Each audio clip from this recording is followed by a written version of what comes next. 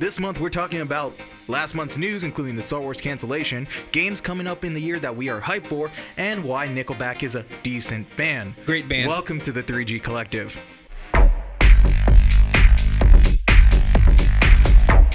All right, they're not great. They're decent, but they're not terrible. Just to let you guys know that. The only reason I put that in, because you were telling me, oh, I'm so excited for one day in the podcast I can make my point. We're going to go there first. I'm just going to get this over with. I'm not going to get those points yet. I'm just going to let you guys know from this point right now that Nickelback is not as terrible as everybody puts them out to be. I know it's been a huge joke to make fun of them for being terrible at music, and I don't even like them as a band. But everybody has one favorite Nickelback song that they sing and they know. Just because it's catchy does not mean it's good. I didn't say it was good. I just said it's not the worst thing on the planet. All right. There's many other things. Just like, we're going to come back to this someday. But just letting you guys know now. Deadpool likes Nickelback. So take that. I'm not even gonna go there. That's why I was like, okay, we're gonna just get this over with. It's gonna come up again later. Yeah, no, it will. We're gonna have a whole podcast on why Nickelback is not as terrible as they are. Why Nickelback's not that bad. Why Daughtry's not that bad. Why Fred Durst is not that bad. I don't listen to him. I can't make up Limp Bizkit. Limp Bizkit is terrible. Okay. At least we have some common ground there. Yes. All right, so let's actually get into the news. Ooh. How about that? Cool. So starting off with some nice news. I'm going to butcher the name. I can't say Japanese names that well. But Rieko Kodama. You're pretty close. Kodama, yeah. You messed it up. No, go ahead. All right. Rieko Kodama is to be honored with the Pioneer Award at this year's GDC in March. She's a game director, artist, and producer who helped bring life to a lot of Japanese role-playing game series that we consider classic and cult hits, such as being the producer for Skies of Arcadia game. That's a good one. For Dreamcast, along with its port for the GameCube, which is great, and to be a graphic designer for the Sonic the Hedgehog game and Phantasy Star games. That's actually real good. You know, the thing about her is that she was the head graphic designer and lead artist on Phantasy Star. Oh, really? Yeah, it's pretty much Phantasy Star is her baby, that series. Oh, yeah? Yeah, and it's it's just one of those things where I was like, oh, this is some news that not a lot of people know about developers, so anytime I see about a developer getting honored, I just want to be like, oh, hey, this is cool, because I didn't know about that. I didn't know. Well, no, it's a good thing she's being honored as being, besides the point of being a woman in the industry at that time. Yeah, true. Nintendo even named her she's the first lady of RPGs. Mm-hmm. So JRPGs, back in the day, most of the stuff that you saw in the graphic designs on Sega RPGs was her working on them. Nice. And then she was even game developer and production for some of the hits. And she did, like you said, Sonic the Hedgehog, she did work, graphic design on that, and Altered Beast and those games. It's crazy how far she was in the industry, and then you find out about her now. Yeah, and it's the thing where it's now you get it, and it's wow, she deserves that award. She does. She definitely does it. She's a star. She is. Fantasy Star. Oh my God. Speaking of the stars. Oh man. Speaking of the stars, earlier this month we saw the split of Activision and Bungie. Oh, After my boys. 8 years together, Bungie has acquired full publishing rights and responsibilities for the Destiny franchise, and saying, thank you Activision for their partnership on Destiny. Looking ahead, we're excited to announce plans for Activision. So it doesn't seem like they totally cut Activision out, but They definitely do have the Destiny thing now. I'm pretty sure there's some things behind the scenes that kind of went down too. I'm not going to hate on Activision. There's a bunch of memes on the internet and people are just going in on Activision. I really want to hear your take on this because you are Destiny. Anytime I love Destiny. Something comes up with Destiny, Destiny's my thing. That's you. You even found out that puzzle apparently. You know how to crack it. No, I didn't.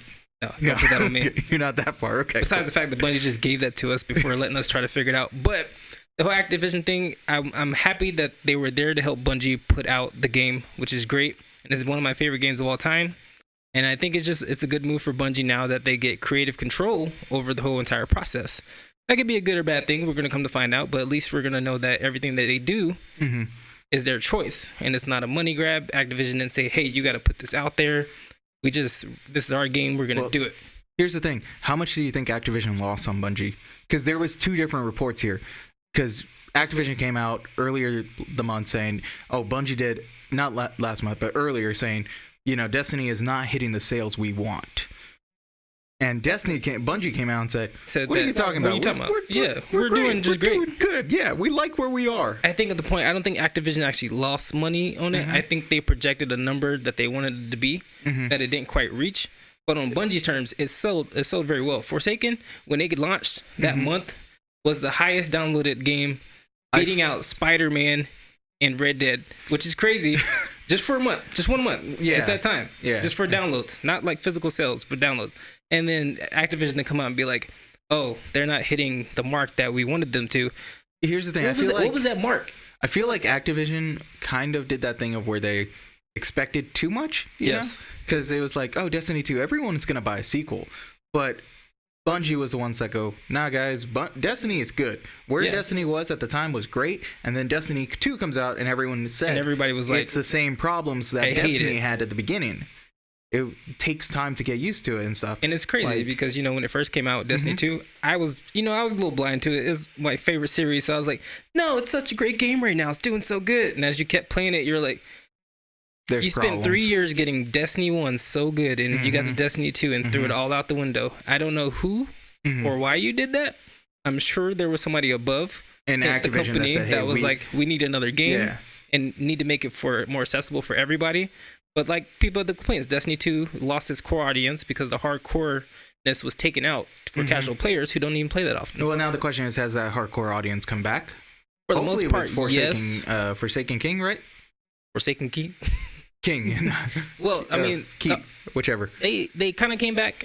Some of them did, but what the complaints now is that there's casual and there's hardcore gamers, and they're trying to cater to both. But now the game gets so hard at some points that people are like, why would you do this? I paid money. I want to be able to play the content now. Like when the new thing just dropped, the Black Armory. Yeah. You had to be like level 650 almost to beat anything that just launched. But most people hadn't even beat the actual game yet. Yeah. And you had to get 600, which is hard to do. Now, okay, so I am not that well versed. We're not game developers. We're not really. We're consumers. But we just buy games, we play games. Do you think this is going to be a decent move? A lot of people are saying, oh, this is going to be amazing for Bungie. This is going to be great. They're going to be able to have full control. But the thing with that is they're not going to have the backing that Activision has with the publishing rights and the money. So exactly. I don't expect, with Bungie at least, to push out a lot of content, or they're either going to go one of two ways. A lot of small stuff or one big one. I don't think it's going to be a mix. We might not see something for a while, I'm thinking. I think it's going to go at a slower pace because they're not going to have, they're not going to have a publishing company behind them be like, hey, we need to get this out. Deadline, we need this now. And they're not going to have a lot of money just to be like, let's give you something every single month. They said they're going to play out the rest of the games for the month, but we're probably looking at like a Destiny 3 in 2020. And I feel like towards the end of the year, the content's going to start maybe petering out. And then we're going to be stuck just playing stuff for a while until they come out with something. And it's weird of the kind of like, do you think Activision has a plan for another game? That's the question. Because are they just dropping the Destiny style game? Are they looking at like Fortnite and doing a battle royale game or something like that? Or because EA has Anthem coming out. You know why that might have fell apart? Why? Activision was probably like, Bungie, we need a battle royale. Put Destiny battle royale. Like, what? They're like, we need one. And we're like, no. Well, we want one. No. Because if I remember playing Destiny, you would have to go to a planet, right? You go to different planets. One planet is all battle royale style. You have to get one win there in order to win. It might have would have worked out, but they barely even put more than 12 people on the server at one point in time. So I can imagine putting like 100 people on one server trying to kill each other. I mean, they have like a mode called Mayhem where it's pretty much everybody against themselves, but it's only like 6 on 6, 12. So you just run around killing each other. Yeah. But I don't think they'll do a battle royale. Maybe Destiny 3, they'll be like War Planet where everybody's out for themselves. But yeah, it's quite interesting because, if Activision, I'm not sure who said it, if Bungie was like, hey, do we want to split? And Activision's like, we probably should. And then, especially seeing EA's Anthem, which is a lot of people are comparing that one to I am super excited for Anthem. Yeah. It's not the same game. I've come to realize that by watching it, but I'm super excited for it, and I want it to remain what it is, separate from it, so I can play both of them. Well, speaking of Fortnite, one of the biggest media streaming sites, Netflix, is saying their competition does not only include other streaming service, but also Fortnite. In a letter to shareholders, Netflix said that we compete with and lose to Fortnite more than HBO. The argument is speculated that Fortnite is somewhat a predictable predictable experience compared to watching something that was randomly suggested via the Netflix algorithm. I'll tell you, as long as I'm like knowing that, hey, I'm going to try this Fortnite, maybe I'll run into some people I know. It's an experience. You chat with people. But I'm not going to try the sniffer on Netflix. No. Whatever that detective show is from. Well, that's the weirdest part about Netflix. Yeah. A lot of times the algorithms are like, oh, you like this show, so you check out this show. And it's trying to do a job to do that. You know who does that very well? Spotify. They make very great curated playlists for what you listen to. Netflix does not do that so well. No, I'm not even joking. Like I watch a lot of mystery shows. Yeah. And it recommended The Sniffer.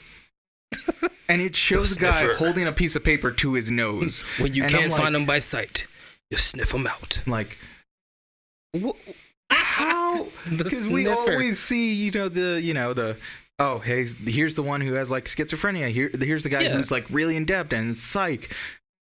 Dude just sniffs. What does he do? He sniffs. The power of sniff. I mean, I feel like it's a legit claim that Netflix feels that because there's no other streaming service that has the power that Netflix has right now with the original content and the stuff that they have. So on the side of that, the only thing that takes away from people watching TV is people wanting to play TV. So video games take space over movies and stuff. And well, here's the thing Fortnite's I find interesting, right? Is not only they're saying Fortnite, they're specifically saying Fortnite. This is what's taking it because of their user base and stuff like that. They're not saying anything like Twitch. I think they meant Twitch. I think they mean like Fortnite, but I think they mean Twitch. Because it's Twitch, like Fortnite is huge, but Twitch is watching video games, which is really what's taking most of that away. I went on today. You know what's another big one? Minecraft has 56,000 viewers Minecraft watching. is still huge. And I was like, yo, that's a legit market of people watching video games on Twitch instead of watching something on Netflix. Yeah, because Minecraft, it's like either exploring, it's a nice chat room kind of thing, and I think that's the thing with Fortnite too. Even like if you're going with 100, you're chatting with some people that you know, hang out and play and stuff, and it's like, oh, this is a great experience, and you can still talk with the chat, and it's just a whole new level of interactive media that Netflix has to compete with, and at least they acknowledge like, hey, Fortnite's gonna be hard. What are we gonna do? Hey, let's make a TV show that's a battle royale. Well, let's make an interactive movie with the Black Mirror, which actually turned out quite well. Yeah, that was interesting. I think Netflix just doesn't need to be afraid of that stuff because they're already on top of what they have. Yeah. And I mean, coming to video games, it's not a competition at that point. Yeah, and they're getting some good exclusives and stuff like that. It's just there's something about interactive media, Bird Box, but also like that the Ballad of Buster Scruggs with the Coen brothers and stuff like that. They have a lot of good original content. Yeah, and I don't think they need to be. I think they're just saying that it's like competition, but they're not like scared of them taking over. They're doing pretty well. Speaking of the Ballad of Buster Scruggs, great Western. Also in Western news, very like good. That transition there, don't you? Yeah, I like how you lead into them. Yeah, right. It's coming. One of the biggest games of last year, Red Dead Redemption 2. Rudy Tooty McShooty 2. Oh, yeah. I forgot we were going to call it that. I named my horse Roach because of The Witcher. Rudy Tooty McShooty. Rudy Tooty Shooty McTwo. I really should have remembered that one. Is currently in legal battle with the Pinkertons. According to The Blast, this is all because of trademark infringement. The Pinkertons case is saying that the game is blurring the distinctive character and tarnished the reputation of the company. Though Rockstar has responded by countersuing, saying the game is historically accurate. References are woven into the fabric of the game at every level. They are saying that they are protected under First Amendment and fair use, which it does. This one, I'm kind of with Rockstar on this. Pinkertons, there's nothing against trademarks to stop you from using them. Yes. Like even in media, as long as you're criticizing them or doing something that's historically accurate, there is nothing. Like a lot of people are studios, because I remember because I did a little bit of research on this because of the show Adam Ruins Everything. Oh yeah. Yeah, that show, they always talk about legitimate companies, and someone asks them, "Hey, aren't you worried?" And they're like, "No, it's not illegal to do this because you have to talk about the company and criticize them." If I was trying to pose as them and use them in my that's a different story. But this one is like, hey, this is the Wild West. This is back in the day. You guys were a big part of this. We cannot lie about that. You know, and they only had them in the game doing what they did in the past. Yeah. That's what their role in the history of the Westerns is. What they did. 6 missions or 8 missions. It's not even a huge part of the game. You just know they're in the game. I think the game did so well that they're coming after some money. Yeah, right. Because they come up in other shows like the show Deadwood. Mm-hmm. They play a pretty big part in that show. Yeah. As kind of like the evil counterparts. Yeah. That start protecting the bad guy. But I don't see them suing them or trying to go after. No, this has that thing of like, you remember the Lindsay Lohan case against GTA 5? Yes. It has that same feel of like, oh, that's they made me money. On the cover. We're just gonna get money. You sure on that's this you? One. But I mean, you can't hate them for trying to go after money. I feel like they're if that's much money that came out there, I try to come after some money too. They would try. I think like a lot of companies always go after big money after the big movies. I think Louis Vuitton came after like the Mission Impossible one because they were using a bag of theirs or something like that. It's almost like a rule. It's like, all right, you can use it freely, but when you hit a threshold of like revenue, I want some of that because I'm part of it. So I want some. So you know how but they're not gonna be Rockstar in court. That's not gonna happen. Yeah, you know how like Rockstar in GTA 5 they do that like parody of Facebook with that dude, and you have to hack into the phone to like blow his head up, right? Yes. I feel like the next DLC is going to be something different with like making fun of the Pinkertons. There's a new group called the Stinkertons, and one guy's the sniffer in there. Oh my god. I wouldn't put it past them. Some kind of battle between those two, you know? Speaking of battles, we got news that EA canceled an open world Star Wars game. According to Kotaku, Project Orca, as it was called. Orca? Orca was very Star Wars? early. What? Yeah. It's a whale of a game. Was very early in development, but would involve playing as a scoundrel or bounty hunter who could explore various open world planets and work with different factions across the Star Wars universe. According to the article, EA ditched the game for a smaller Star Wars game that we may see it release in 2020. EA has responded by saying, oh, this is great. There's been speculation overnight about one of our Star Wars projects. Like the voice change. As a natural part of the creative process, the great work by our team in Vancouver continues and will evolve into the future Star Wars content and games. We're fully committed to making more Star Wars game. We're very excited about Star Wars Jedi Fallen Order from Respawn, and we'll share more about our new projects when the time is right.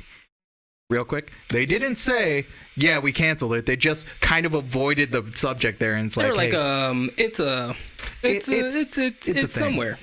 It may or may not have happened, or it might have happened. No, who knows? I fully believe like they're just avoiding the question on this one. I just don't know. EA has over that property, and they've had so many chances to make a good Star Wars game, and they just, I don't know how. It's such a popular series in culture and everything, and you just can't get it right for some reason. No, and the other thing is I saw on Reddit, I think, some people love doing this where they take how much time, like EA has game for this amount of time. Yes. Then you look at the LucasArts ones and so much more. But let's be honest, game development back in the past wasn't, I don't think, I'm just speculating, not a game developer, wasn't as heavy as it is now, you know? No, yeah. But there's still a good amount of games, and EA is a big company. It's a big company. Well, I mean, game development back then, it would take a long time too, but you got to realize, most people don't seem to realize that with the upgraded of graphics and stories and the length of games now, it's a lot more development than it used to be to make a game. Yeah. Like just to create the graphics alone, that's rendering all that just takes a while. Yeah, and you still had great games that took a long time, like KOTOR. Knights of the Old Republic, Knights of the Old Republic 2. These were great Star Wars games, amazing ones, but it's that thing of like, okay, I kind of, despite Project Orca is a weird name, despite that, I just see wells in space. Yeah. That's what I see. Project Orca. I was down for this game. Like hearing about like a scoundrel bounty hunter, I was down. You know, it's like, oh man, that's gonna suck. But they call me Boba. Ready for that? Would have been great. What? They didn't make the game. Oh, so I couldn't do the Boba Fett rap. There's a Boba Fett rap? Oh my god, you never heard it? Oh, let's not go right now. Jesus, gotta enlighten him later. Oh, jeez. But I don't know. EA and the Star Wars license, it's very. I see a lot of people say Disney, just take it away from them. I don't think it's gonna be that easy. I don't think Disney should take it away from them because Disney does have some games, Disney Interactive and stuff, but I don't feel like there's a Disney game where I'm just like, oh man, yeah, I really want to buy that. No offense, Disney. You have Infinity. Great stuff. And Kingdom Hearts, as we're getting into later, licensing that to Square Enix was probably the smartest move you ever did. But there's not a lot of games where I'm like, oh yeah, Disney, we love your Shrek, but there's oh my god, or ants. Oh my bad. But yeah, it's Bug's Life. I don't know. This is one thing where it's like whatever they do with the company or the people putting on a new team or something.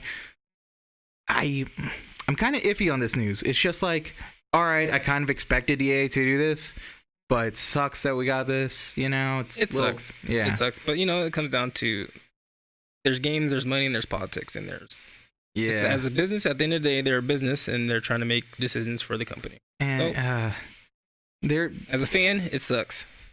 But the thing about EA is they have so many companies they just squash, Yes.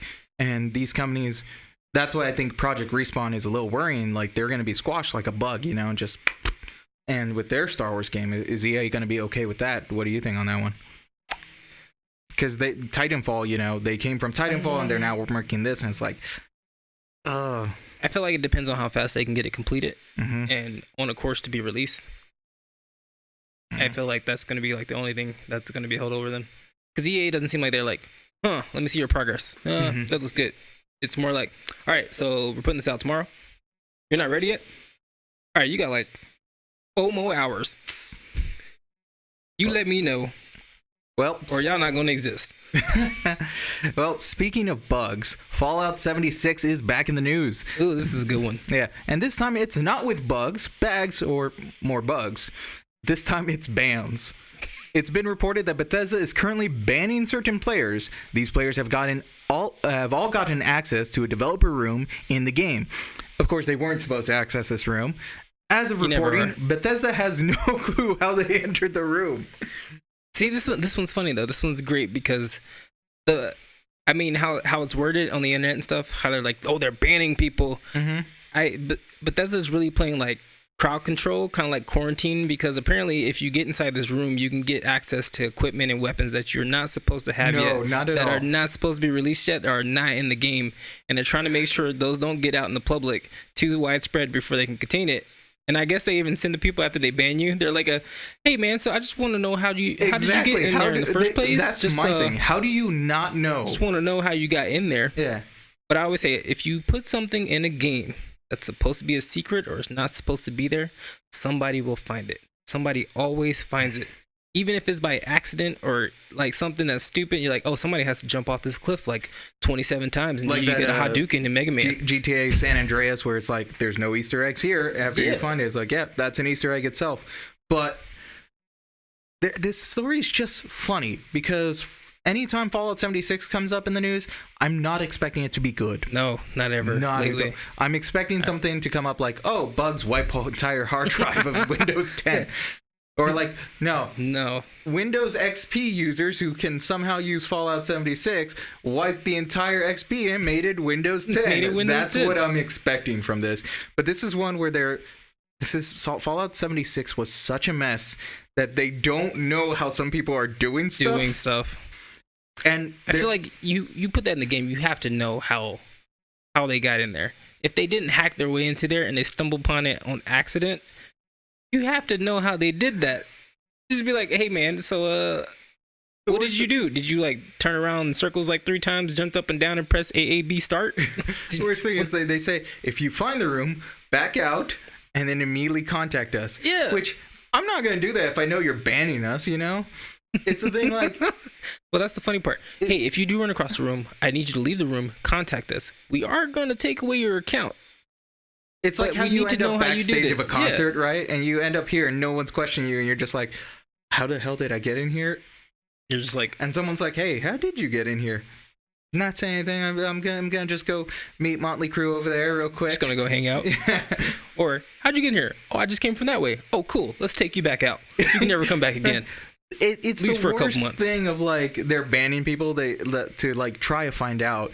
It's like that's a horrible detective technique there, I mean, at least just contact them and just before you like put the band hammer down before. How about you close the room? They're trying to do. They're like, oh man, because they weren't expecting it, so they're caught off guard. So they're just like they're trying to play controller, like, oh no, we can't let this out, because if everybody starts going in there, then it's gonna be crazy. It brings me back. It's not as bad, but it brings me back to like Destiny 1. Mm-hmm. There used to be a hole that was called the loot hole in one of the stages. Yeah. And it took Bungie a while to fix it, but basically you could go there, and then these thralls would run from this hole, and then you can just shoot into this cave and kill a bunch of enemies, and they would just keep dropping loot.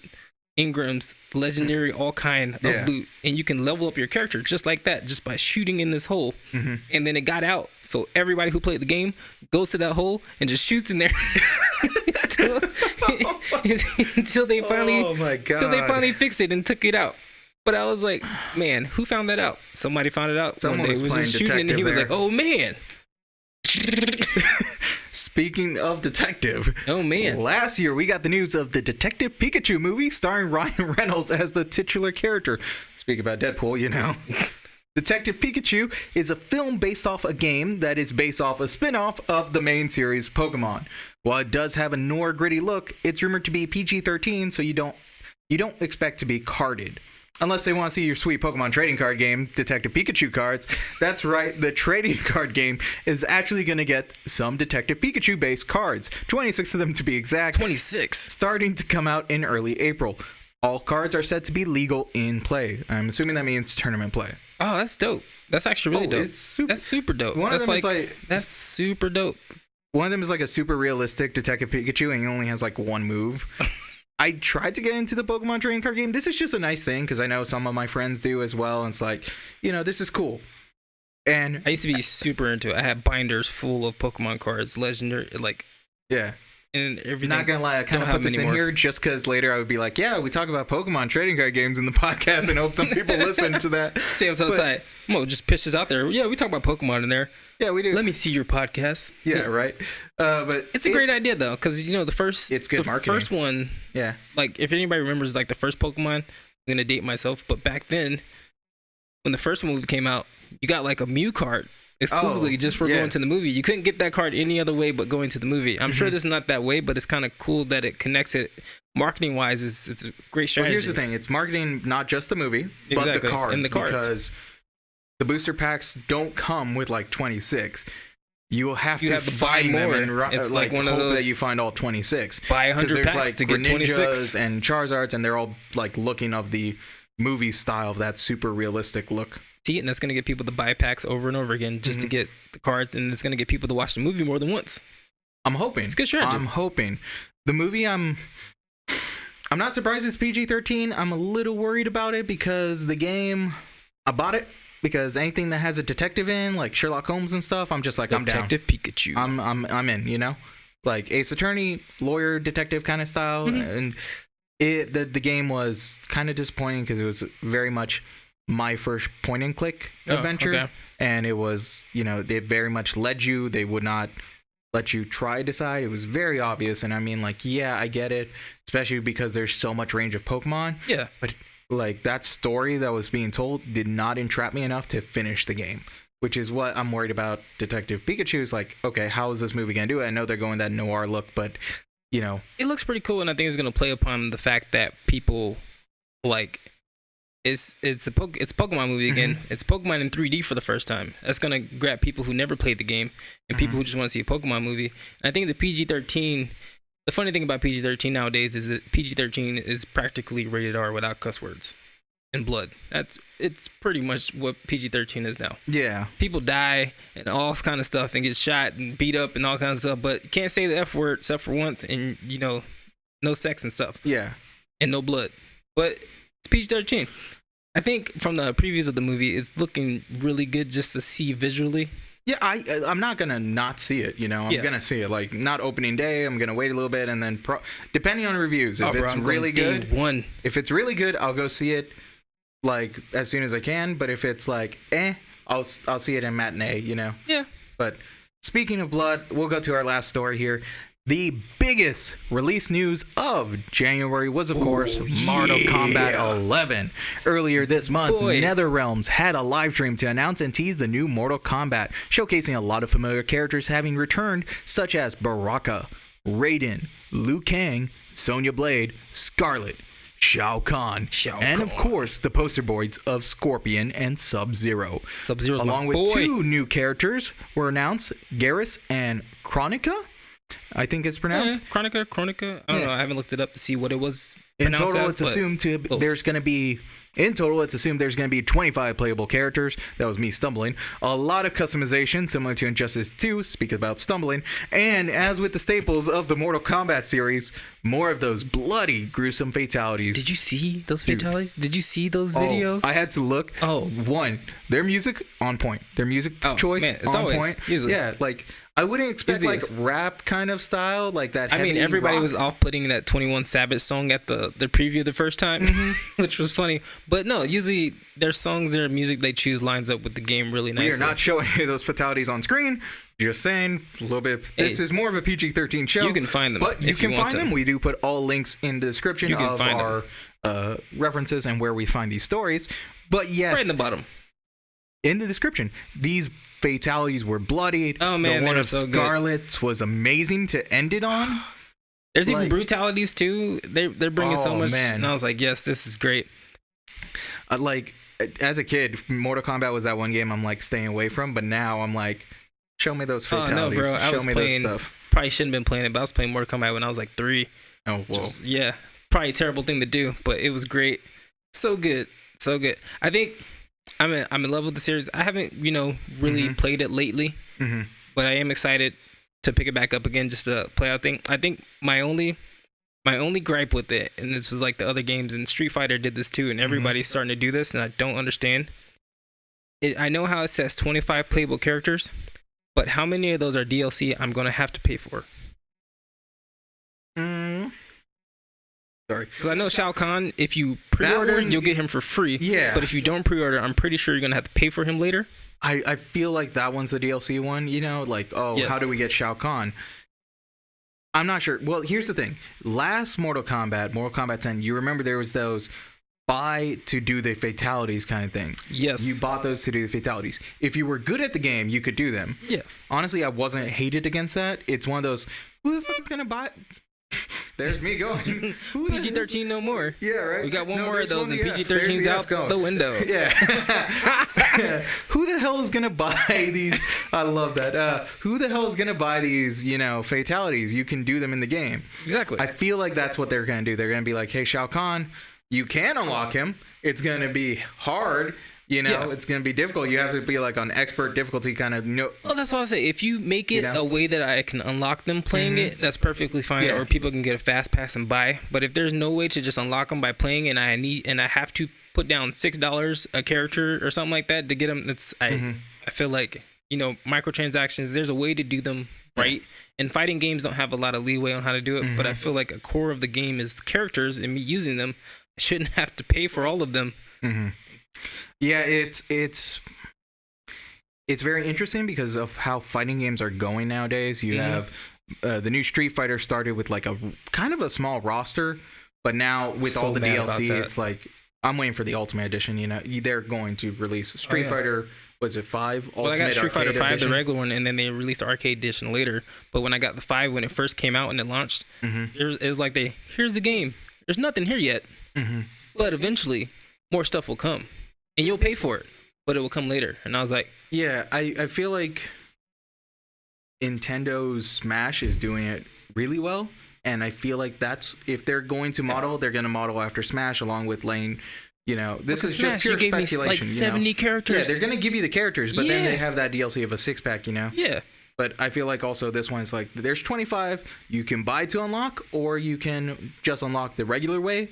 And you'll be fine with that, And then if there's more characters, because like everyone loves those weird characters. Like Tekken had Negan, Injustice had the TMNT Turtles, which that's super weird. Mortal Kombat has Ronda Rousey playing Sonya Blade. Yes, she does. Pretty great. Yeah, it was funny because I was watching that trailer and they really didn't show her voice acting at all. They just cut from her saying, "Oh, it was really fun," to the actual vet. I'm like, show us her doing it voice in the acting. I want to see her. Yeah, I think she fits that character though. It's like it fits for her. Yeah, but it's now to go to our sponsor. Uh-oh. Yeah, you thought I wasn't going to do this bit. I'm doing this bit. This month's sponsor is local television stations with amazing reporters. Because we all need to keep up to date with how the world's going and with the news. New games, of course. Just going to stick on your face for a moment. Just because... These are going to be so great over time. Oh, that when we have so many of these, I'm just going to have a montage of every sponsor that we have. Yeah. Because, folks, I don't know. No, I put that in last minute. 2 minutes before, I was so like, my I need face, to write when you something. see it, whatever comes out at that point, it's a live reaction. I have no clue what's about to happen. Okay, so for our middle segment, for the middle part, after all that news, here's what we're going to do. We are going to do a game called The Board. All right? The Board. And Top 10. Here's where we're going to be basically making a top 10 list of games we're hyped for. I have a list of 32 games here. We'll be going through this list. I can only pick 10 out of these 32? We will choose our top 10. Hold up, not just you. Adrian's board, my board. We have to come with a 10 out of this list? We have to take 10, yes, right. out of this list. And we have some weird ones, we have some good ones, and we're just discussing as much as we can with our limited time. I'm actually excited this. I did look up some of these that I was not familiar with, and I was like, these are actually pretty dope.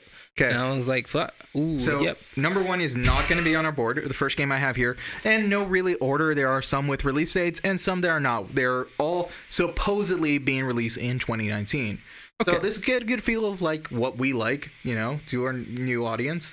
I'm feeling it. What games you like or what horrible taste you have and what great taste I have. Oh yeah. Yeah. So first game not going to be on the board. Games he likes and not what going to be on the games board that I like. Because I'm pretty sure this is our hype right now. Kingdom Hearts 3. It's already hype for everybody. Yeah, like everyone's into it. I know a lot of streamers are going 14 years for this. What? I know a lot of streamers are playing catch up right now, trying to catch up on series because Kingdom Hearts 3 has that much hype behind it right now. Speaking of streaming for that point, I'm torn between streaming it and not streaming it because on one hand it'd be fun to stream it, but the second I feel like it's something I want to take my time to explore all the stuff. Oh yes. And I feel like streaming people won't like really want to see you uncovering every nook and cranny of an RPG. You don't have to uncover all. You just don't, especially like where did you leave off? But I mean I do because it's like especially in RPGs, I'm gonna run around in circles in a field and fight the same thing over and over again. Just grinding. And I'm pretty sure people are gonna be like, can you just go? And I'm like, right. No, this is my me time. You leave me alone. I would say do it yourself because I'm trying to play catch up with a roommate, and that's very hard because they also have to go through a lot of the games I have. Like I played 1 and 2. Well, the hardest part about that is not backseat driving. Oh, it's impossible because like I'm like turn right, go back, turn right. Because we're taking turns on worlds. Oh, and so it's like, okay, I got Alice, or they got Alice, and I got Hercules, or I got Tarzan, actually. Oh, you're doing the turns thing. Yeah, so depending on world. Yeah. But the thing was, like, after they played Alice, and it was my turn for Tarzan, I went right back to Alice, because they skipped a bunch of Dalmatians in the first game and stuff like that. And then, like, at the very end, after a certain part, you get the Hades Cup in, like, the Hercules tournament. This is a 50 ring. They didn't want to do it, and I was like, "Nope, I'm doing this then." And I took it, and they're like, "Why do you have to do this?" And then we're getting like the new spells, and I'm like, "See?" And they're like, "That still doesn't explain." And then final boss and the like 6 different forms, and I'm like, "This is why you do it." See, this is why we do things. This is why we do things the way we do. And I had more friends actually watch, and they were like, who haven't played Kingdom Hearts, and they were like, "I don't get why you're doing this." And then they also saw final boss, and they're like, "Jesus, how many phases do they have?" Square Enix final boss. Let's just go for it.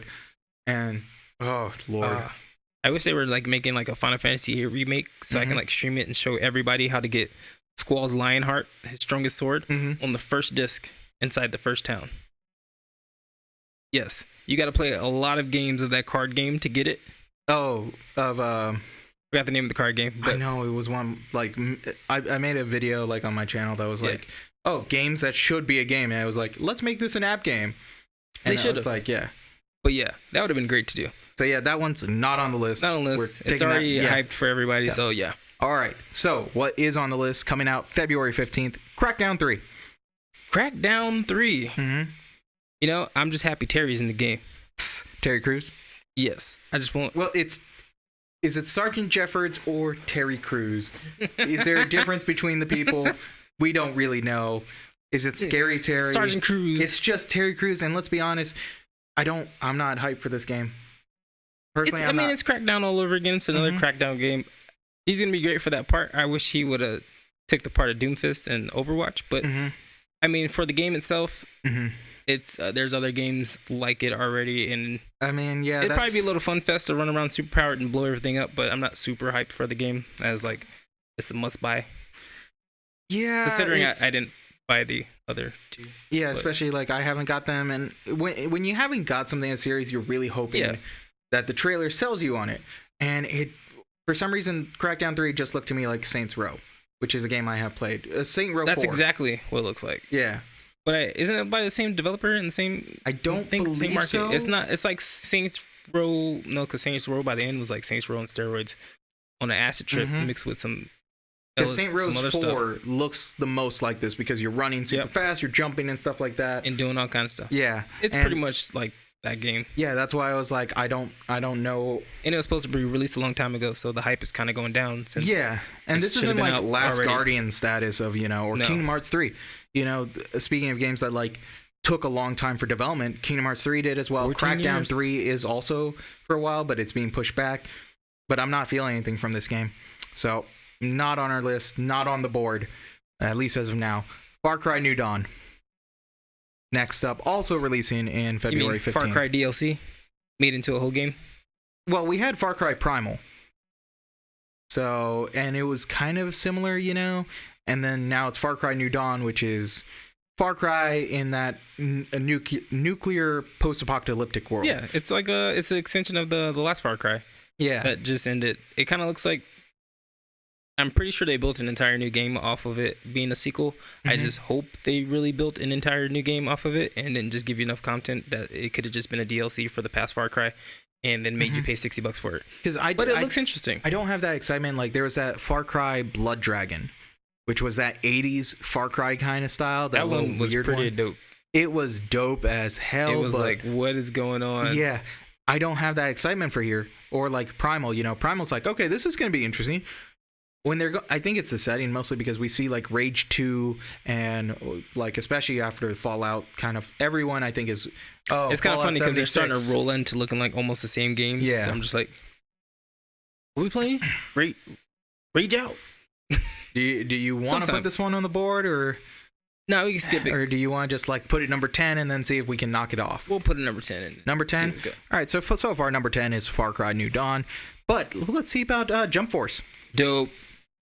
This is that Shonen Jump fighting game. Yeah. Mixture of all your favorite anime. I just put Far Jump boys in my notes. Far Cry. Yeah, Far Cry New Dawn. From what I've seen, it looks like it's gonna be dope. Yeah, because you, with the Dragon Ball fighters and stuff like that you are familiar with, and you're really into anime. Does Jump Force look like something that's gonna be? I'm not going to say overtake Dragon Ball Fighters, but I'm saying, like, is it going to be on the same level of, like, the same hype and same... I feel like it's not going to overtake Dragon Ball Fighters. As for, like, tournament players, stuff like that, it's just more... I feel like it's going to take a place of, like, the Naruto Shippuden games, the Ninja like Storm games. Yeah. Because it kind of works and looks like it plays the same way as those games. It's going to be fun to play for a while around there and just be... Just a mix up. Because, when you get games that they just... genre blend and throw all your favorite characters together, you want to play it because it's exciting, and you want to see it. So I mean, I put on the list just for it's gonna be fun. Yeah, my it's like the Super Smash Bros of it's not a 2D fighter, it's a 2.5, right? It's 2.5. It's like stay here, you can go and fly planes and stuff, but so it's like a Soul Calibur-ish kind of style, if I remember correctly. Yeah, ish, kind of like that. Yeah.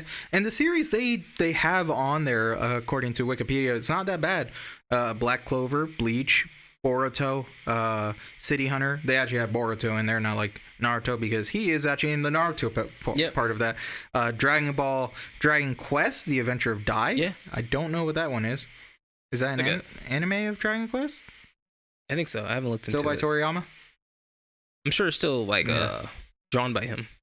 Hunter x Hunter, Fist of the North Star, JoJo's Bizarre Adventure, My Hero, One Piece, Rurouni Kenshin, Saint Seiya, Yu-Gi-Oh, and Yu Yu Hakusho. Yep. And those are all going to be in that Shonen Jump at some point, which I can say I'm pretty hyped for it. I'm pretty hyped for it. just to play. Is it Even just kicking? for a little Is bit. it already just kicking down Far Cry New Dawn already? And we put that number 10, or Well, we still got a list to go. yeah, So, we got 30 more. We can put it at 9. 9. You can see. Okay. All right, cool. And now, next up, almost like a complete turn of the colorful kind of series of Jump Force to Metro Exodus. Darkness. Yeah, Metro Exodus is another kind of post-apocalyptic kind of way, if I remember correctly, where it's I remember takes place Metro in New Light. Russia, if I'm not mistaken. Yes, somewhere in there, I believe. Mm-hmm. I remember Metro New Light was dope. Metro Exodus, I think I've seen some previews and stuff for it, and it looks like it's visually and like it's going to be a great game. It's a really good setting. It's also based off a book, if I'm not mistaken, or like a series or something like that. Yeah, it's a tasty little tidbit right there. Guys, correct me in the comments if I'm wrong. Most likely, but yeah, it's also a really cool setting because you have bullets as your currency, which not many games do that. But it's like that really tells to me, what's important of this land. This land and that tells the story. The bullets. The high grade bullets are the ones that you can sell, and then the cheap ones that you use as ammo.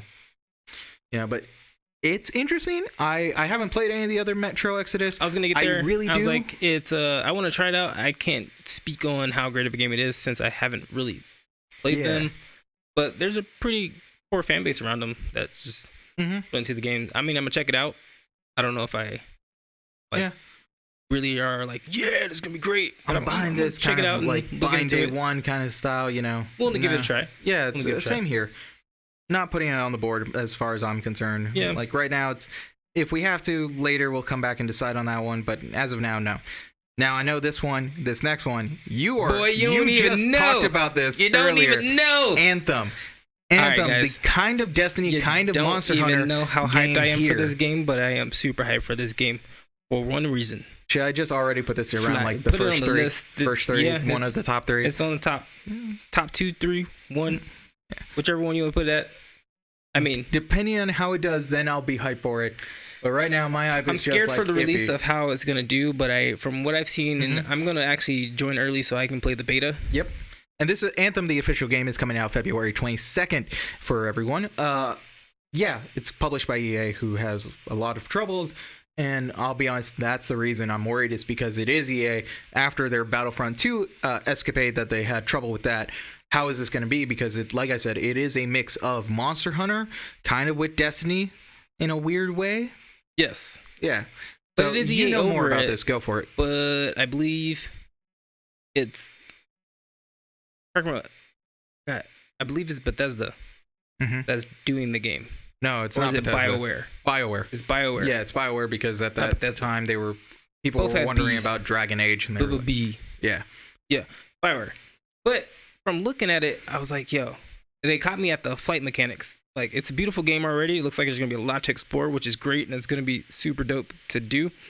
I get the Destiny comparisons. That's one of the few reasons they're not putting PvP in the game, because they don't want to draw those comparisons. But just the gameplay itself so far looks amazing. It looks like it's going to be good, down to the new engine that they're using and the particle effects. And besides just the graphics, you get to fly, man. You can fly. You can go from ground to flight in a couple of presses. So You just what fly. exactly about Just this fly. game is hyping you? The fly. Really? That's it? Actually, what's hyping me most is because I really like game design. Like, if you can, like, the scales of levels and stuff, it looks so huge, just exploration and what you can run into in there. On the video, you can just fly to any part of the stage, go through trees, you can dive into the water and swim around. And I was like, In giant mechs, in and giant it's mech suits. Yeah. And besides just being giant mech suits, you get giant mech suits, and you get to run around and shoot and blow stuff up. All right. That's so pretty I dope. wasn't on board. You're slightly bringing me on. Not to the point where I'm like, okay, we'll put it number one, but I don't it's say you there. have to buy it, but I'm just saying, just look up some of the artwork and We might do it for what they're stream. going into. I'm definitely streaming that. Yeah. Definitely streaming it. Might join in on that Trying to just jump for that. into that stream early, 'Cause just so people can be like, "Yo, I'm watching that guy," because I That's want one to of be the good things at it. that like got me for Destiny. Like I wasn't playing is because, I have Destiny. I have the first Destiny, but I hear as a single player experience, it sucks. You need to play with people or friends. It's crazy because it's hard. I'm definitely a solo player in Destiny, and I've been solo queuing my entire career of Destiny since like the beginning because it's I don't have any friends. That's sad. I don't have any other friends who play Destiny. Yeah. So I'm always just meeting random people online. But you know, with our schedules and stuff, I can't like join a guild and be like, oh yeah, I'm gonna be able to play at this time today. So I've always been solo playing, but I've been able to get so much stuff done by myself or just jumping with random people. Yeah. That I really got past that. But I will say that a lot of the stuff is locked behind needing 5 other people to play with, like the raids. You have to have 5 people you know, or LFG it, which sometimes just doesn't turn out that great. But 5 people you know to help you play this game, and you're just like, I guess I'll just not do this. But yeah. All right. Next up, of course, this is another one. March 1st, we're going to see Dead or Alive 6. I don't know if I'm showing this trailer on the thing because of Dead or Alive's stigma on this one. You know, I'm not necessarily hyped because Dead or Alive is basically a fan service kind of fighting game. But it's a good fighting game, actually. Yeah. Behind all the, you know, physics. Yeah. But behind all that, it has a good fighting engine. Show. And it's a good fighting game. It really is. And I mean, you know, back in the day, they really played up the fan service and stuff. But I heard for this back one, in the day, they're still doing. For this one, they still have characters on. Drawn ways, which I feel like if it's an artist's interpretation of what they should be, then you should keep it. But they turned down a lot of stuff like beating people and articles of clothing. I guess they even toned down the physics of certain things and stuff. I know there was some kind of like controversy that happened a while back about like Dead or Alive and some physics or like some kind of lotion or something of that.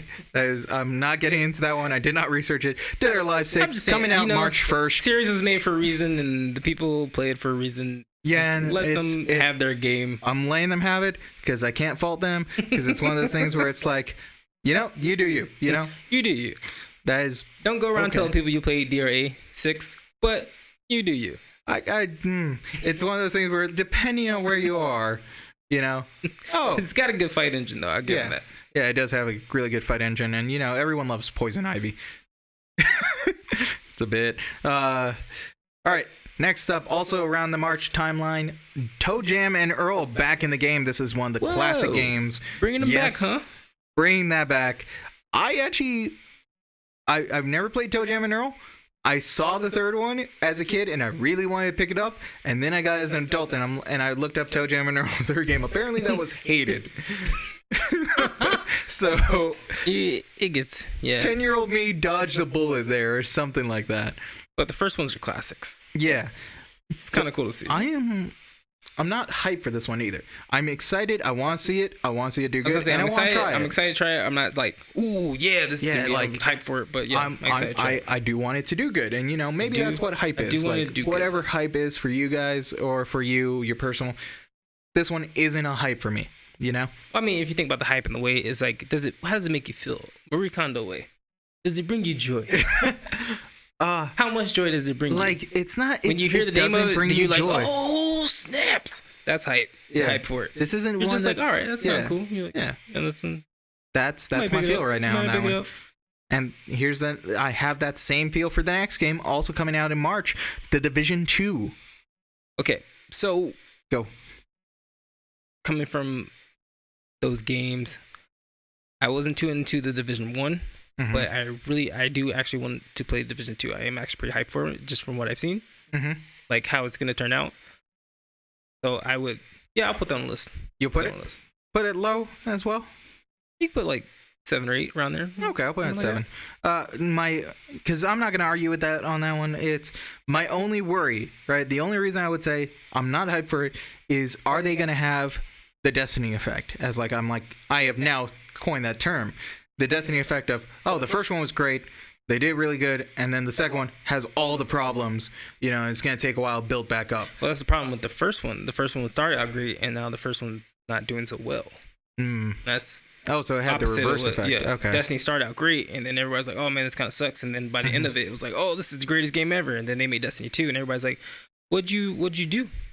Division was like, it never wanted to do that or be placed into that point, but from the day one it dropped, it was always competing with Destiny for that space. Yeah. Even though they're like, no, this is not that same type of game, you know, it's a different space. It just kind of fell through because of that. I feel like the part 2, they're gonna focus on their strong points and make an even better game. And it's From what Ubisoft. it looks like it's gonna be cool. It is Ubisoft publishing this, and I feel like they're not gonna do that thing of like going too much into, because recently their Ubisoft games have actually been pretty good. Like their big ones like Assassin's Creed Odyssey, Mario and Rabbids, despite how weird that was. Which is not an Assassin's Creed game. No, but it's still a like good game. Ubisoft, yeah, it's still a good game.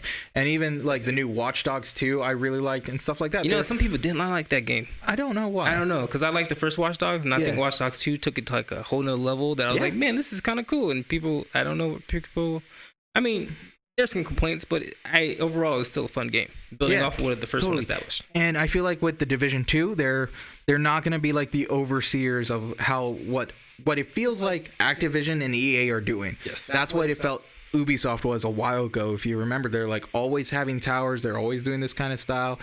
And then the recent games, not so much, you know? No, they've been pretty cool about stuff like, hey, just make a game. At this point, they're just like, make the game. Okay, how about we stop focusing on the SEOs? Just go with what's good. Let's go. All right. This next one. This is for me. I'm hyped. This one. Devil May Cry 5 coming out March so much. 8th. So hype. You don't even know. 8th. So hype. Super hype. Oh my god, so dude. hype. The way they released so it at Capcom, Capcom released it at E3, right? It was at E3. They showed it during Sony's, right? It might have been. I feel like it was Sony's. They did show. I think they showed the Xbox one first, though. Yes. And no one was expecting that. No one expected Devil May Cry, Everybody was especially after. It was so because good. the weird thing of the DMC one, which is that weird one made by Team Ninja, and so they bring back Nero. They bring back Virgil. Oh god, I forgot that Not one Virgil. existed. The Nero last Devil May Cry. and Dante, yeah. I forgot that one existed. Yeah.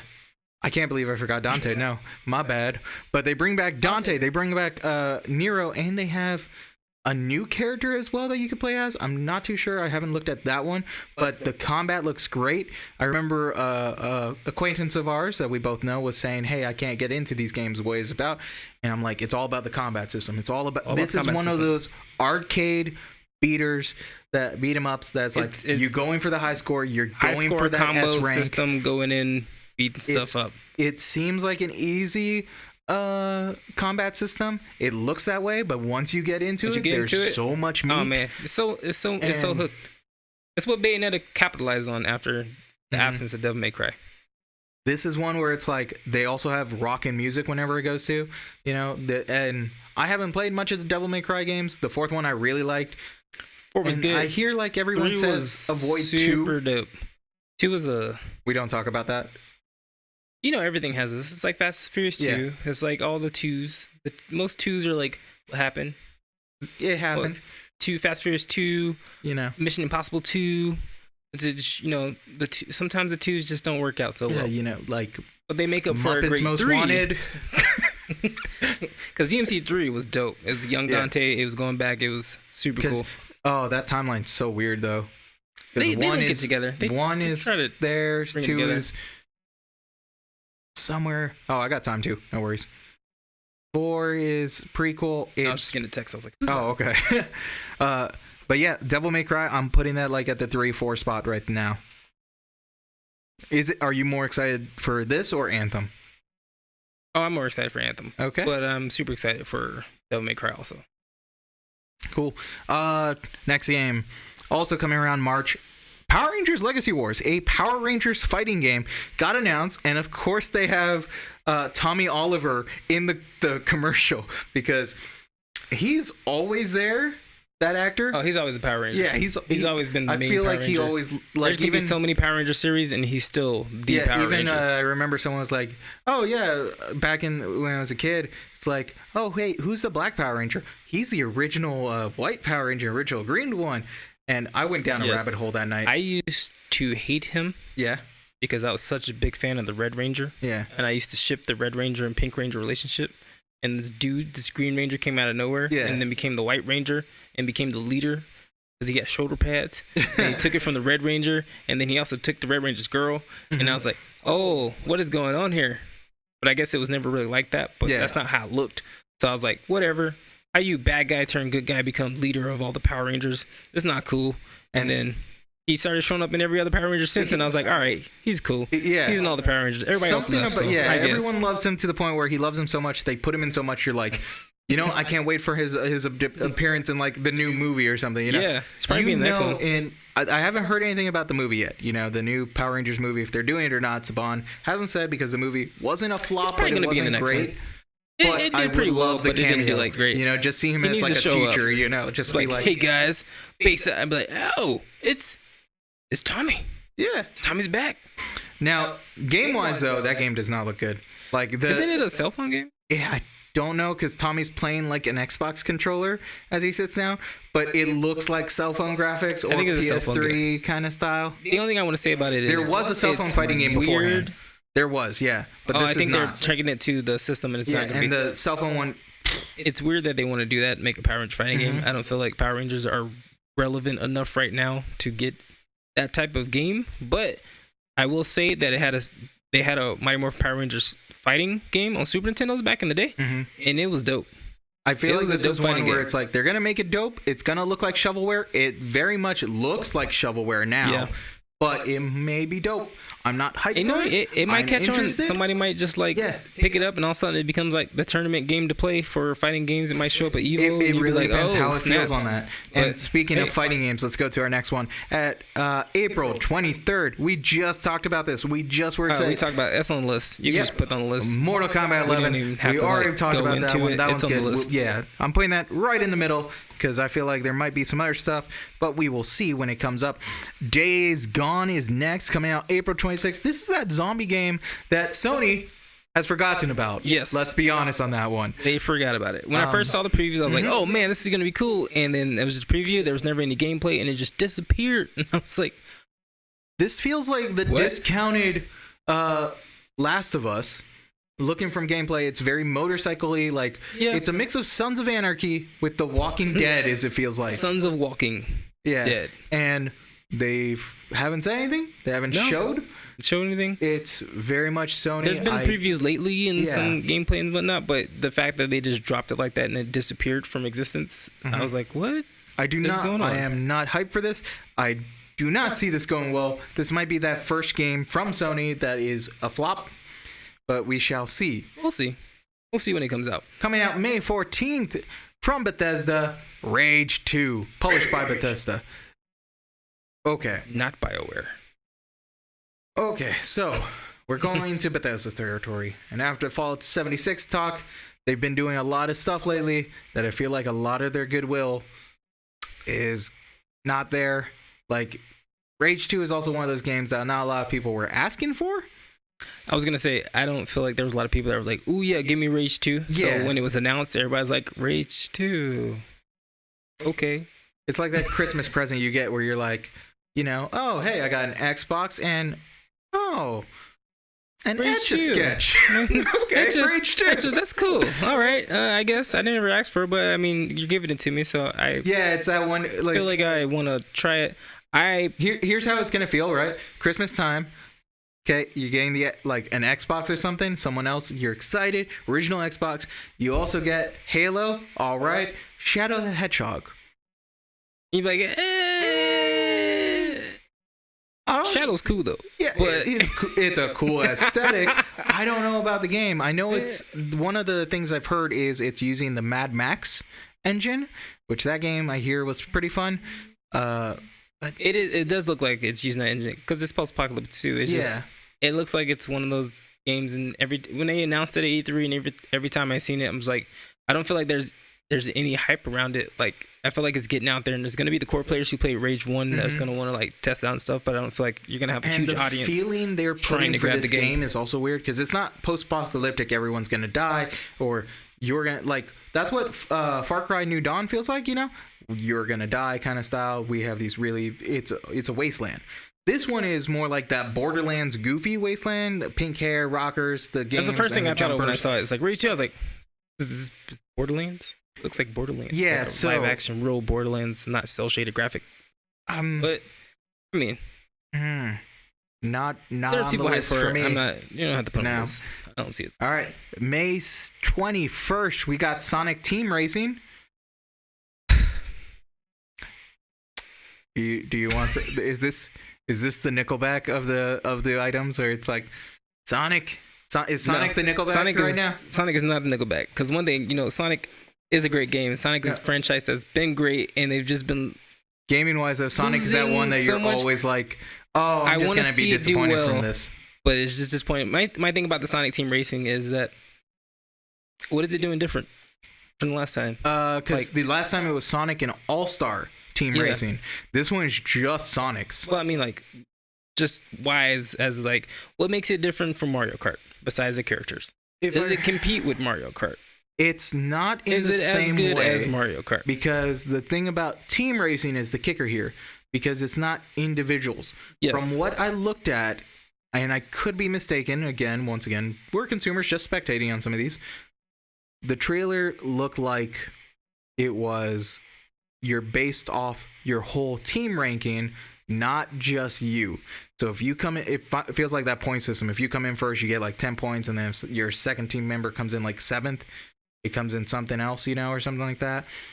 And I really hope the AI is smart enough to be good on a team, because that's one thing. If it's it's going to be a problem. I just feel about the Sonic games in the Sonic series. It's cool that we're still making Sonic. I just want them to make another good Sonic 3D game. Well, like Sonic Colors, Generation, those were all decent. And then Sonic Forces had some issues there. I don't think it was that good. I mean, it's cool. I mean, somebody's going to play it. Yeah. I'm not super hyped for it, but... Oh, and it looks good. I'll give them that, but it's just not a game that's on the radar. One last game. But then again, it probably wasn't made for me. So yeah, one last game. This one is totally on your radar. Coming out in May. It's not on the list. I just remembered it. Tennis World Tour, May 22nd. As long as I can yell at the referee, I'm cool. Okay, not on the list, but kidding. I remember that game was there. I was like, wait a minute, I remember I had something here. Got something to put in here. Yeah. All right. Now, further on, these games are not having a release date. They're to be determined and rumored of 2019, and we're going to start off with Fire Emblem Three Houses. I play Fire Emblems. I have played Fire Emblems, but some people are diehard fans of Fire Emblem games, and I give them that. I just feel like there's too many that come out, and they come out so fast, and it's just how do they make these so fast? You expect the main character to be in Smash soon. Oh yeah, that's the point I was getting at. I was like, Fire Emblem just means I'm gonna get more Smash characters, so I'm all for it. Yeah. Eventually, it's not gonna be Super Smash Bros. Anymore. It's gonna be like Super Fire Emblems Brothers. Yeah, right. I'm not sure. I mean, what I like about Fire Emblem's game is gonna be great graphics, nice anime openings and cutscenes, and some really, really good music. And it's gonna be more Fire Emblem. It's a nice strategy, RPG, so it's tactical game. If it's something you like, it's gonna be great. Yep. And it's going to be more of the same, but sometimes more of the same is a good thing. There is sometimes. I would say more of the same, but I feel like Fire Emblems is one of those series where it's like there are minimal differences between this and this. There's definitely differences. And gameplay differences. Like, there's a same gameplay style with some twists. Yeah. And I was watching previews, and it kind of looks like you can get like a armada behind you when you do fights now, and the cutscenes look like you're playing Fire Emblem Heroes. That actually sounds Which was like Dynasty Wars, which was dope, even though repetitive. But I like repetitive Dynasty Warriors. Like, I'm interested in this one. It should be fun. I'm not hyped for it. I'm interested. Once again, Gears 5. Hype. I don't know. Gears 5 is one of those series. I just want to chainsaw somebody. On the list, near the end. We can put on the list. Okay. I'm not gonna argue. When we get down to it, that's when I will debate with you real quick. Next one, I do want to put that one on the list. Freedom Planet 2? Yes. Really? I was surprised. I do want to put that on the list. You, out of the whole, when we talk, you don't seem like an indie Sonic kind of guy. Freedom Planet was a very much Sonic kind of one. Well, the cool thing is I never played Freedom Planet 1. Yeah. Forgive me. But when I went to go look up Freedom Planet 2, immediately I watched the gameplay and I was like, yo, this is the same engine from Sonic the Hedgehog 3 and Gunstar Heroes back on Sega. It looks like Sonic, but with like extra power characters, and it's so dope looking to me. Oh, it is dope. It is fast. It is great. There's some awesome platformer. And that's just the first one. It just makes me happy that, people still take side scrollers or 2D platformer games they still have a place in the world of this whole 3D run around effect open world games. You can still get cool little side platformers like that. Because I was watching it and I was like, yo, I didn't even know they made this. This is dope.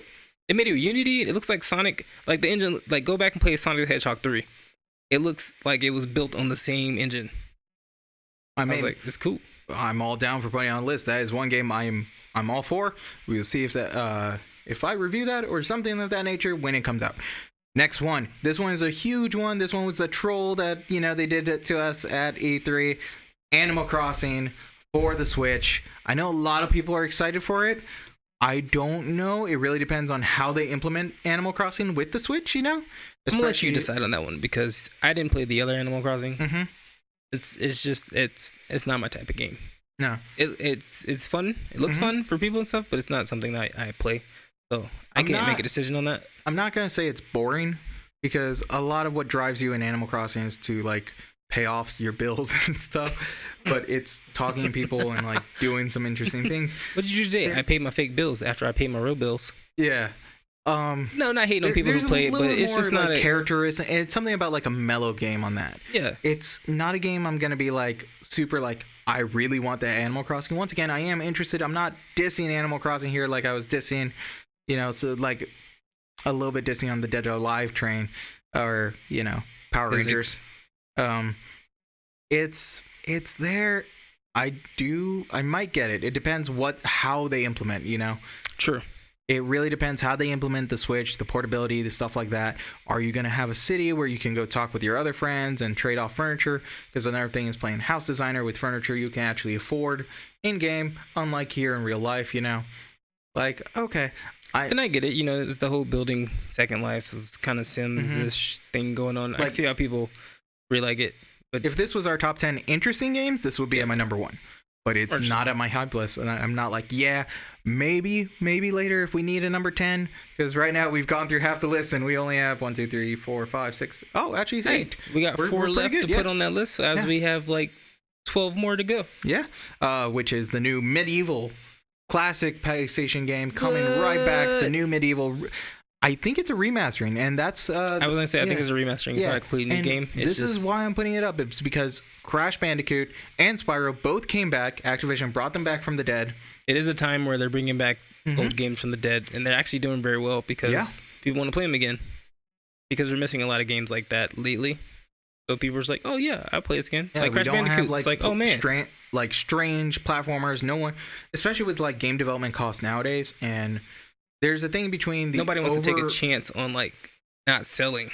Well, none of the AAA wants to, because the thing is, indies, you can find a bunch of weird stuff on indies. Because indies, that's what they thrive on. It's like, oh, I got to be creative and different.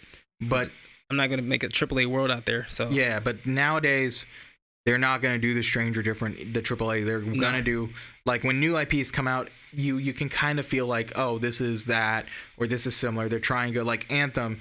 Yeah. You know, it's that, they're going off the Destiny hype kind of thing, or any battle royale, like, you know, Call of Duty is going off the Fortnite train. So Medieval is going off the remastering train. I'm very excited for it, actually. I'm like very interested. I never played the original Medieval. It looks like a fun time. Really? Oh, yeah, you should put that on the list. Yep, I'm putting it. You should put it on the list just to make sure you check it out. Oh yeah, these are games we will check out, and we'll come back at the end of the year for sure, see how they lived up to the hype. And if any games don't at the end of the year when they finally come out, we're removing them. We'll check out some new games coming out, and we'll put those on the board as well. Psychonauts 2, this one I am hyped for. I am super hyped for Psychonauts. You ever played the first one? Nope. Okay. This is one I've seen it. This is one of those and I've interesting... been told to play it a lot. Yes. But sorry guys, I just haven't done it. It's on PC. It's on Steam. You can get it there. Double I'll Fine. probably download it. Tim Schafer. Oh, Double Fine. The guy behind Brutal Legend and all that. Yes. I mean, because I played Brutal Legend. I was like... And there goes RPG right there. Oh, I said the second a long time ago, so that already went out. Oh, I'm going to have to go through and like beat these. But Psychonauts 2, Tim Schafer, Brutal Legend guy, Double Fine. Okay? It should be interesting. The first game was so interesting because it is a deep dive. A lot of the levels are about a person's mentality or how they view the world. Okay. So you go into, and you're basically a guy who can go into people's brains. You know, you're a student at camp and you have to go. What? Yes. So you can go into their brains and okay. This was a time before mentally illnesses was more aware and stuff. Mm-hmm. Awareness of mental illness was a thing. Now we're really worried about it and how medication. So let me just preface that because you go to a mental asylum and you cure patients by going in their head. Okay, I get the gist. Yeah. So you go into the paranoia guy who's always assuming, and that level's amazing. It's called the Milkman Conspiracy. It is so weird. You pick up items, and there's a lot of spies that are looking for you. Because he thinks he's being searched. I love weird little games like that. Yeah, like Conker's Bad Fur Day. It's like one of my favorite games of all time. Just because it's so strange. Yeah, you go into you are fighting Napoleon Bonaparte because someone's worried about their legacy. So you have to do this war chess game with Napoleon. Because the person that you're in their head is like a descendant of Napoleon, and it's a feeling of not living up to that or something similar to that. You know, one guy got dumped and he's fighting with himself in this artistic way. Like it's definitely a Spain kind of neon Spain level kind of thing. Okay. And there's a bull coming down, and you have to use paintings and these paintings of a guitar, right? You put it on the wall, and the guitar goes up. I've never seen this before, so I'm painting all these pictures with my head right now. Oh, it's so great! And just imagine cell shaded 3D platformer and stuff like that. All right, I think it's worth checking out. Yeah, this is on my list. I'm putting that down. Put it down. Okay. Next up, also from Ubisoft. The Psychonauts is not, but we talked about Ubisoft earlier. So this is Skull and Bones, the pirate game from Ubisoft that kind of feels like Sea of Thieves, but more realistic. You know what it actually is? What's and the reason why I'm not I want to play it, but I'm not super hyped for it. Mm-hmm. It's pretty much when I watched the previews for it, it's the engine of the boats off Assassin's Creed. Yeah. So it's like Assassin's Creed 4, the good boats part, just taken together and put it into its own game. Okay. Which I love doing the boat thing on there, which is great. But going around the seas and blowing people up. Can last the whole That's game? What I was like. Do I think the game can carry it by itself? There'd be a lot of people who's gonna buy it to try it out, but I don't. It depends how often the action happens and how much are you just going around the sea doing nothing, and how much can you customize. It's gonna come down to what you can do in the game, how customized you can make your own boat, and the missions and down the gameplay, because even at the end I feel like there's only so much ways you can pirate another ship. Like, do I just ram them and blow them up? Can I board their ships and beat the crap out of them and take their loots and stuff? It's gonna be an experience to find out because we haven't gotten too much shown at, but it looks beautiful. It looks dope. It looks really great. Dope. The sea combat looks solid. I'm totally agreeing with you on this one. I'm not sure if that can last the whole game. Okay, so we're gonna do a couple quick ones real quick. Yeah. Diablo Immortal. Okay, Streets of Rage 4. You know what? I'm just before we go past that. Okay, you want to go back to Diablo? I know we all hate it, and people. And I was on the website today, and people still hating on it, and it's kind of fucked up what they did. It's kind of messed up that they kind of led people to believe that they're going to do Diablo 4 there, but they're still going to make Diablo 4 and Diablo Immortal. I might just download it on my cell phone just so I can play Diablo on my cell phone. Am I super excited for it? No. It's going to be more of the same Diablo, and I really want my Diablo 4, but I'm not super mad about it. Speaking of 4, Streets of Rage 4. Streets of Rage 4, it looks like it's going to be cool. The story's going back to the beat 'em ups. My only problem with it is that I want more than 2 characters.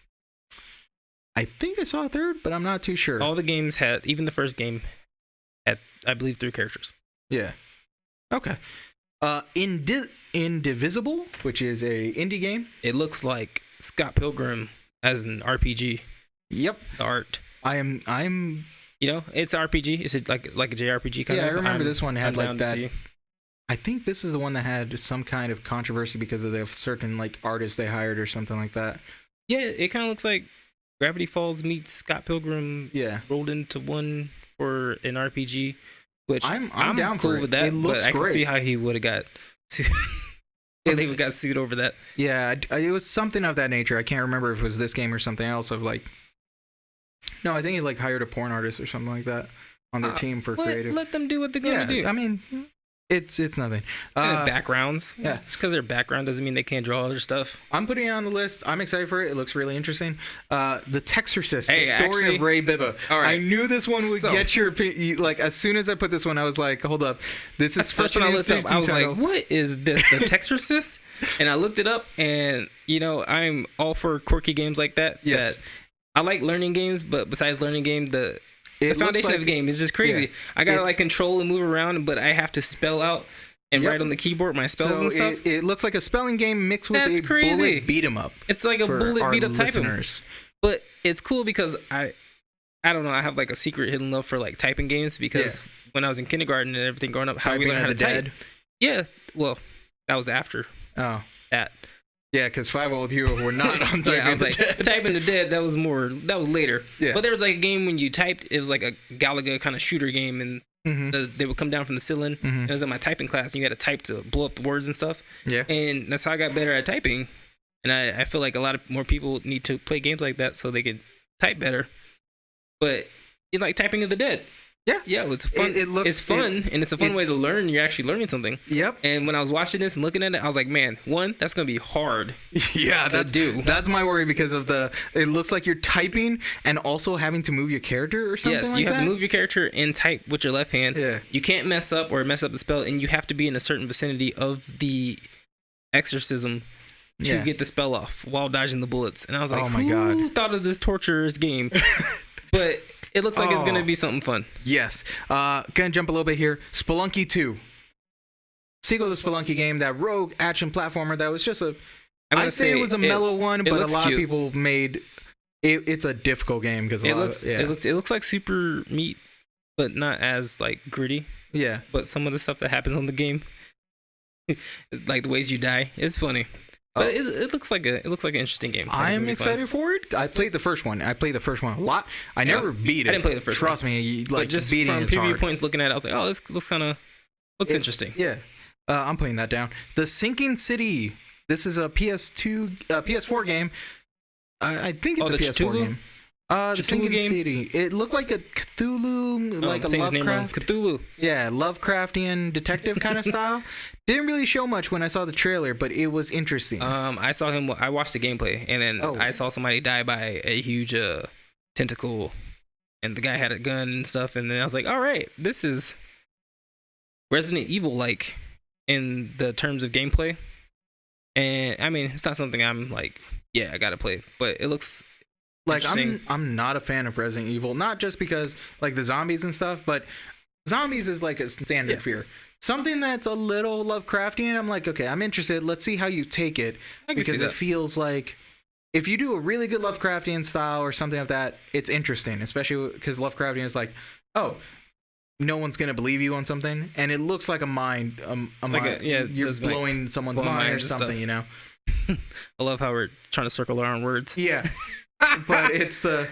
No. It seems like there's something wrong with him because he's entering through water. He enters through a door, and then he's fighting a tentacle in the trailer. Yeah, the And it's tentacle, and you're like, what? Yeah. And Bloodstain, the new Castlevania game. Oh yeah, that's what that is. Yep.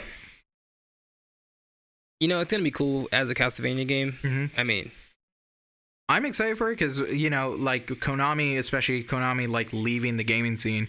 We It's don't funny. have games Yeah, Konami's like not there anymore. Konami's They're, Metal like, Gear focusing or on Castlevania. So Bloodstain is slots machines and stuff now. Oh, It should yeah. be cool. I have my own. The graphics kind of off-putting to me, but I guess that's. It looks what you get. cartoony. Well, it's 2.5D, Yeah. so it's like her movements are kind of Mm-hmm. weird. But hey, if it plays like a Castlevania game, then it's probably gonna do very well for itself. And now the last three, I did skip them a little bit earlier, but here they are because we got Because you three know it's about games. to go in on this. We about to go in on this one. We got 3 games that are right. all like samurai influence games of some kind, or that very Eastern influence of. We have 3 games. I'm very curious of which one you're hyped for and which ones you're not, but we got Neo 2, Ghost of Tsushima, and Sekiro, Shadows Die Twice. Neo 2 is the sequel to Neo. Can't remember who developed that. Ghost of Tsushima is coming up. Is same studio, not Team Ninja. Team Ninja? I think it was Team We Ninja. could probably look that up. Yeah, I think it was Team Ninja. Yeah, let's stick with Neo 2 real quick. But I'm hyped for all 3 of them. Really? I am hyped for all three of them. Because Neo 1 was such a great game that got overlooked because it wasn't Dark Souls. But it's a hard game. But not only is it hard, it's like it reminds me Team Ninja. it reminds me of Team Ninja's like doing games like hardness like Ninja Gaiden. But it was also like a Tenchu Shadow of Assassins type of game. Here's my thing, right? Neo, when it came out, everyone was comparing it to Dark Souls at the time because it has that look of, I will say it's a more fluid game than Dark Souls. Yeah. And now Neo 2 come out, and it's like, oh, they must have done pretty decent that Neo 2's coming out. Neo 1, even though I didn't finish it, was a really well developed game. As a run around, beat 'em up fighter, collect stuff and fight evil stuff. I think Neo 2 is from the previous is going to take that up to another level that I would say that Ghost of Tsushima and Sekiro Shadows Die Twice is like their first games like that. Yeah. This is Neo's second game. Now Neo 2 has the kind of feel of like samurais fighting demons and monsters and stuff like that. The one that's most similar to that side is Sekiro Shadows Die Twice. Yeah. What do you think of that? Because Sekiro Die Twice, I'll tell you what, I played Bloodborne. That is my game. I'm not too much into Dark Souls. I like Bloodborne. I like the aesthetics and stuff like that. Then I think you'll like Sekiro. Has me like also interested because it looks different mechanically. It doesn't look like it's a roll game. This one looks like you have to parry and stuff like that. It doesn't look like you just roll everywhere. It's funny because everybody's like, oh, it's Dark Souls Ninja. And everybody's like, no, it's not Dark Souls Ninja. But it is really Dark Souls Samurai Ninja game. Neo 2 is the one that I'm saying is more like Dark Souls. Yeah. Sekiro is more like Bloodborne. Well, Sekiro looks real close to the way Neo plays. Yeah. They almost look like they could be inside the same vein of game. It's just another studio's try at that game. Yeah. Even though, Neo kind of just did it that way. I mean, I just like Ninja Samurai games running around like that. So I think they're both going to be cool. And I think they're more of the competition between each other than Ghost of Tsushima is as competition for those. That because looks like it's a Ghost different game entirely. Is completely different. You're correct on that. It is, though, samurai influence. This one looks more on the point of samurai, though, of like, oh, this is a samurai land. You are a samurai going to fight these Ronin or these other people of some kind. Definitely a little bit more grounded, it feels like, with them. I think it's more grounded. I think it's going to be like a deeper game. Yeah, I feel like that story is that is one game where it's like, you're going to be in the story. They're going to have really great visuals and stuff like that. The gameplay is going to be... That sword fight scene? Oh, yeah. I was like, what is... Oh, man, it is so dope. That one is coming playing from... off a PS4? Because that is way too smooth. I think that one's from Sucker Punch, if I'm not mistaken. The guys behind Infamous and the Sly Cooper series. My boy on that one. But it's one of those games... This is the one I'm saying is going to be story focused. I think combat is going to be It's going to be okay. It's going to be very good, I think the way the combat looking is going to be very unforgiving. It's almost looks like were those games that there was like a samurai game back in the day that you could fight each other and like you can just die in one hit because you messed up, and it was like real true, and it was on PlayStation. And I feel like it's going to go in a vein like that. Like it's not just going to be like slash slash slash. It's going to be almost real life samurai. Like oh, parry parry, fight, and I could be beating you and you just slash me the wrong way once and I'm dead, and I gotta fight that dude all over again. But I feel like it's gonna be a little more. We'll see as we get more views on it, because we didn't really get a huge trailer. But as of right now, I'm not sure when we're gonna get the next one. I'm hoping it comes out this year. Like I said, it's to be determined. They're gonna pull what is that? PSX. Days Gone. Yeah. And Ghost of Tsushima PS5 3 years from now. All right. So we have 1, 2, 3, 4. 16 games here. Oh, we need to get rid of 6 of these. I guess you can take what was the one game that we had at 10 that we thought we might take off? Far Cry. Yeah, you can take Far Cry. Far Cry's off. Cool. All right. So Far Cry's off. All right. Which ones are at the top of your list? You're like, I'm not taking these off. I know Anthem. You're still gonna keep there. Anthem, Ghost, Sekiro, Bloodstain, Neo. Not Bloodstain. Sekiro and Ghost. Okay, so all the samurai ones you're keeping. Samurai games I'm keeping on. I'm hyped for them. Yeah. Anthem, I'm hyped for. DMC5 has to stay. We're both hyped for that. Yep. All right. So those are 5. We gotta get rid of. I think Division 2 we weren't like both equally like super on it, so probably like. So yeah, we gotta get rid of 6 games here. So Division 2. You probably slide that one off. Cool. All right. Freedom Planet 2, we're both excited for. I'm Yeah. keeping that one on the list. Gotta keep the indies. Psychonauts 2, from what I was telling you, how did that sound for you? You can keep that one. Are we both excited for the Texarsis? Because I'm excited for that. Hey, I'm actually excited for that. You can put the Texas. I'm actually going to play that to see how bad I am at it. Like, yeah, right?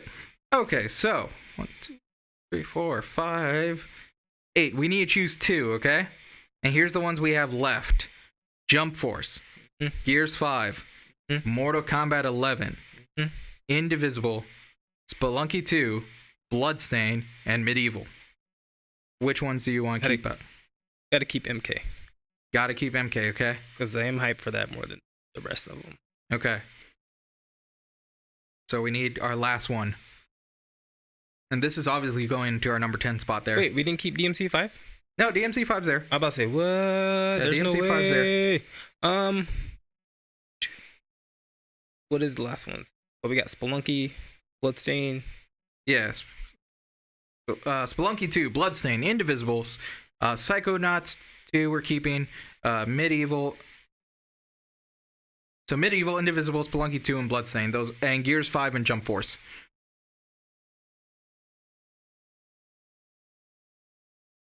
Honestly, any of these I'm okay with putting at number 10. I have the same hype for all these. I kind of want to keep Jump Force. Jump Force? Yes. Makes sense. All right, at number 10, we got Jump Force. Yay.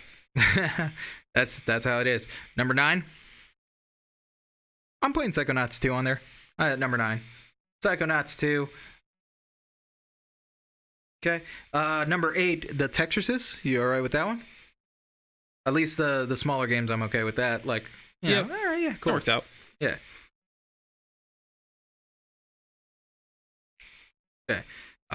Quickly listing these just because we're running a little short on time here. Texas, got that. Psychonauts 2, Freedom Planet. Psychonauts.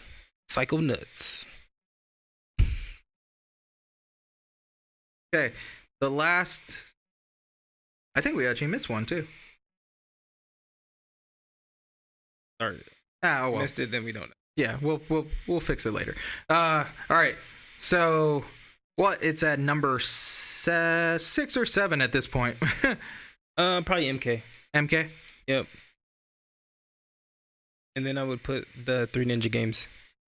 But In any specific order, or I would go Sekiro, Sekiro is your last one? Ghost, and Neo. Ghost and then Neo.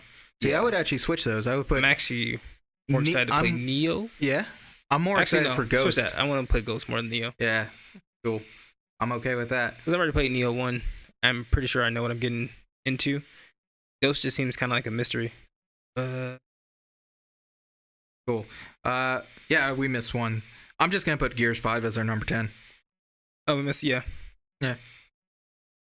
I mean, because it's a return to Gears. You know, Gears has been missing for a bit. And Yeah, that was a big franchise. Yeah, I'm okay with that, especially with like the chainsaws. Chainsaw. All right. Chainsaw person. So here's where we are. Our last 2. You can go ahead and put Anthem at number 1. I'm gonna argue with that. I'm DMC 5, man. DMC 5. Anthem's coming out sooner. I know. Oh, I know. That's my only. That. I know. Oh man. I know. But this one's where. Actually, we'll do this. Put Anthem at number 2. Put DMC 5. I know it overall has more hype. Yeah. DMC Well, 5 does. hype, I'm like I'm saying DMC 5 for me. All right, so on the board at number 10 is Gears 5. At number 9, Jump Force. 8, Psycho 2. At number 7, we got The Texarsis. That is just funny to say. Story of Ray Bibba. Texarsis with heavy metal music while you're typing Yes. to try not to die.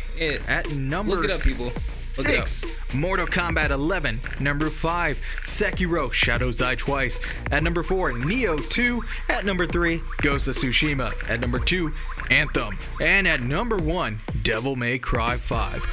Like I said, when these games release, and if they release this year, we'll knock them off the board. We'll try to put something else new, but we'll keep an eye on any new game releases coming out this year. Oh, and that's everything we got for this month. So Ooh-wee. everybody, subscribe to our channel for more gaming content if you want to Mouthful. see this. Our Twitter handle are on the screen and down in the description below. And like always, leave a comment if you think we left any games off the board or that we should consider for Yeah, the board. come at us. Yeah, anything that we should be hyped for, you know? I always love when someone sends us a weird indie game or something like that. Like, yo, you gotta check this out, and I'll probably check it out. Yeah. And I'll tell you about it. If we have any news we missed, leave it in the comments below. Any questions you have for us, anything and everything, we'll see you guys next time. Toodaloo.